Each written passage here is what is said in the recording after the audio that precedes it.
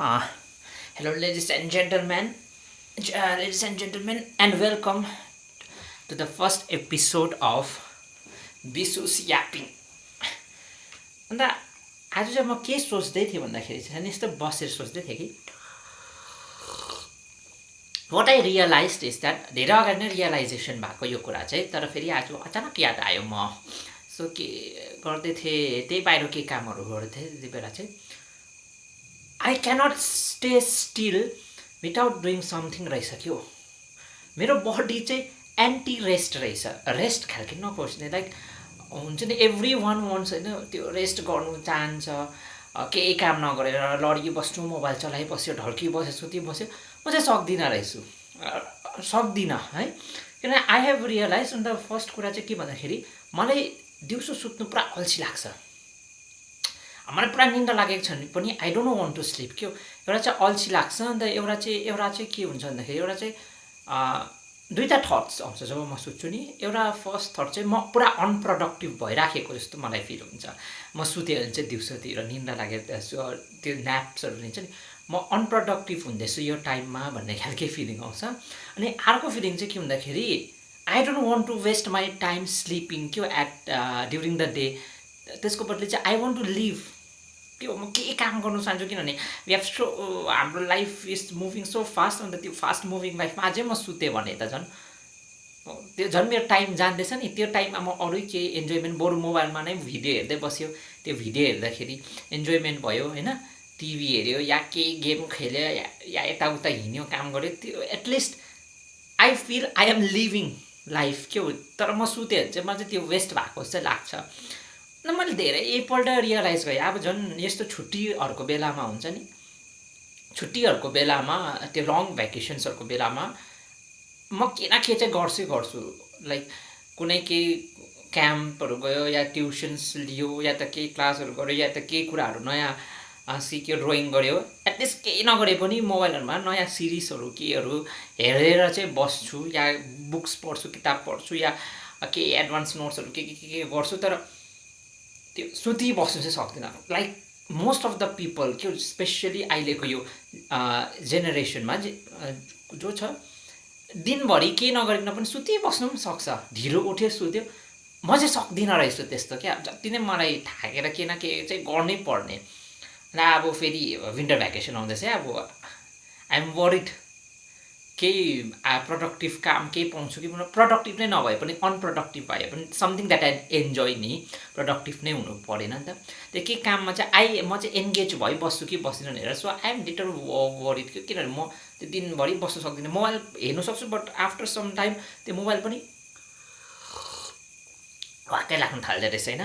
किताबहरू पढ्नु वाक्कै लाग्छ। Something I have to get engaged in something, I have to be engaged in something, त्यस्तो खालको के क्या त्यो लाइफ। अन्त त्यस्तै खालके इन्स्टेन्सहरू त्यो पुरा आइबस्छ नि त। एउटा यस्तो रियलाइजेसन के कहिले भएको थियो भन्दाखेरि यो कुराको मलाई रियलाइजेसन धेरैवटा कुरामा भएको चाहिँ एउटा इन्स्टेन्स चाहिँ के भन्दाखेरि मेरो चाहिँ इन्टर्नसिप, बिएडको इन्टर्नसिप चल्दैछ। सो फर्स्ट विकहरू चल्दै थियो है, फर्स्ट डेज इन्टर्नसिपमा।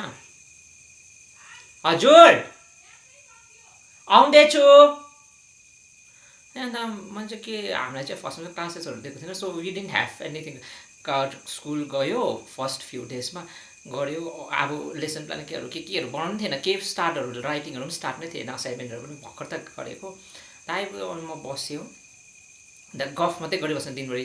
एक दिन गयो ठिकै छ, 2 दिन गयो, 3 दिनदेखि त आई स्टार्टेड गेटिङ रेस्टलेस क्या। र कहिले चाहिँ क्लासेसहरू दिन्छ, कहिले चाहिँ क्लासेसमा पनि केही असाइनमेन्ट प्रक्सी क्लासेसहरू भए पनि दिनु नि।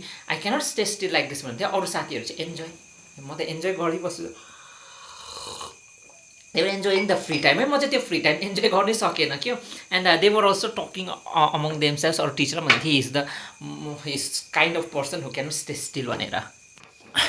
अन्त कोही बेला चाहिँ है, वर्षमा कोही बेला चाहिँ त्यो रेस्ट, पुरा अब रेस्ट गर्नु मन छ, आराम गर्नु मन छ भन्ने खालके आउँछ क्या। त्यो सेन्सेसन, त्यो फिलिङ आउँछ। तर कस्तो छ भन्दाखेरि चाहिँ अब कोही बेला अब कन्टिन्यू क्लासेस गएको छ, कलेजको क्लास गएको छ, या त केही काम चाहिँ कन्टिन्यू एभ्री डे कुनै जबहरू या अब ट्युसनहरू चाहिँ पार्ट टाइम जब्सहरू त्यो गरेको छ। अन्त पुरा थाक्छ नि है त्यो काम गर्दाखेरि त्यो पुरा थाक्छ नि। त्यति बेला चाहिँ रेस्ट चाहिन्छ, त्यो छुट्टीहरू होस् भन्ने हुन्छ है।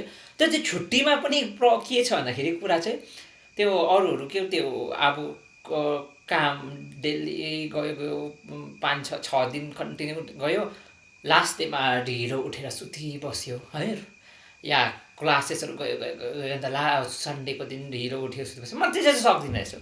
त्यो पर्टिकुलर वर्कबाट, त्यो पर्टिकुलर कामबाट चाहिँ रेस्ट चाहिएको, तर लाइफबाट चाहिँ त्यो रेस्ट चाहिएको होइन रहेछ क्या मलाई चाहिँ। I have to do something and I don't know त्यो चाहिँ अब के भनौँ, पोजिटिभ पनि छ अन्त नेगेटिभ साइड पनि छ। अब पोजिटिभ साइडमा हेर्नु पर्दाखेरि अब I am living every moment टाइपको, अब एभ्री मोमेन्ट त होइन तर पनि I am living most of the moments of my life.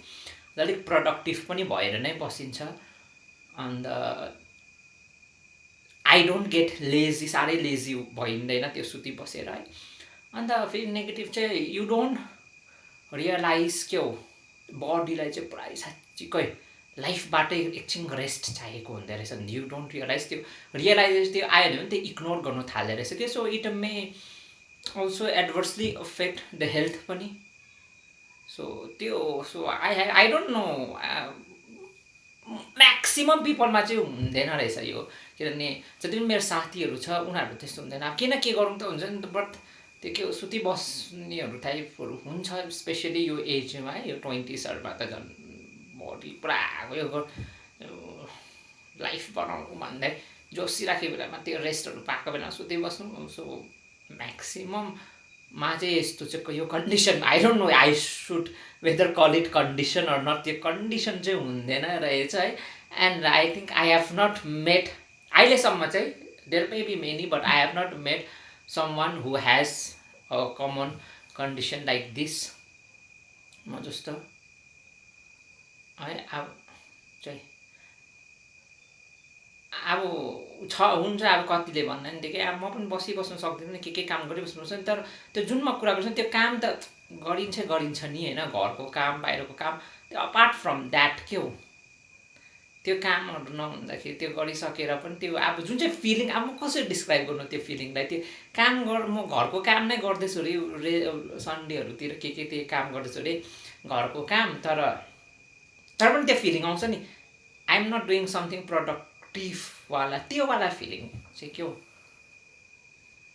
Because of the त्यो काम त अरूले गर्दै हुन्छ, कतिजना त त्यो चाहिँ चिल नि, त्यो चिलिङ चाहिँ सक्दैन। त्यो काम गरिसकेर त्यो मान्छेहरू के पेटमा ढल्केर मोबाइल हेरी बस्यो, सुती बस्यो सक्छ नि, म सक्दिनँ। अन्त I don't know, I have realise many times. म जहिले कलेजहरूबाट थाकेर आउँदाखेरि पनि या केही कामहरूबाट थाकेर आउँदाखेरि म बेडमा अरूहरू थाक्यो भनेर सोध्छु नि, म सुत्नु सक्दिनँ। आई डोन्ट नो, त्यो I have to do something के हो, and mostly I prefer doing something प्रोडक्टिभहरू नै लाइफ है।